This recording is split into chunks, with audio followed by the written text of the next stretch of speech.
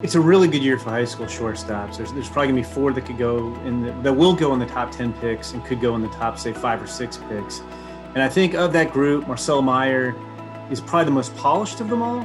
The scouts were saying that Meyer could possibly be like a Corey Seager bat and a Brandon Crawford glove, which would be a pretty nice combination. Left-handed bat with bat speed and power and impact and offensive impact moving forward. That is the draw. The long-term wow factor with him will be the power.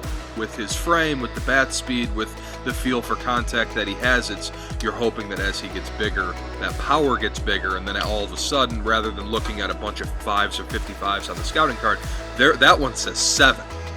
So if you have a bunch of 5s and 55s and 70 power, you're an all-star. Basically admired by all of the top 5 teams, and seems like maybe the only player projected for the top 5 where every team could conceivably take him. We had Jordan Lawler ranked as the best high school player in the draft coming into the year.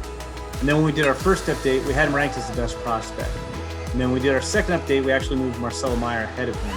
I think the biggest difference when you compare those two, and I've asked a bunch of scouts to compare them all spring, is I think Lawler's more explosive.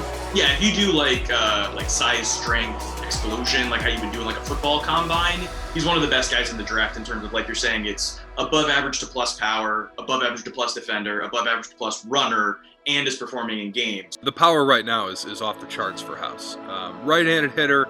He's huge. He's 6'3", 220 or whatever. I think he may have the highest upside in the whole draft. I think when he was 15, he had 70 grade raw power, 30, 35, maybe 40 home run potential. He's a way better athlete than people give him credit for. And as a result of that, I think he's got a way better chance to play shortstop than people give him credit for. I think he's similar to Meyer in that both of them are most likely third baseman long term. But House, man, it's a good athlete. He's an above average runner right now. He definitely has the arm strength to play left side. That's a plus arm. But the power is absurd. Highest ceiling probably goes Meyer, House, Lawler. And then highest floor probably goes Lawler, Meyer, House.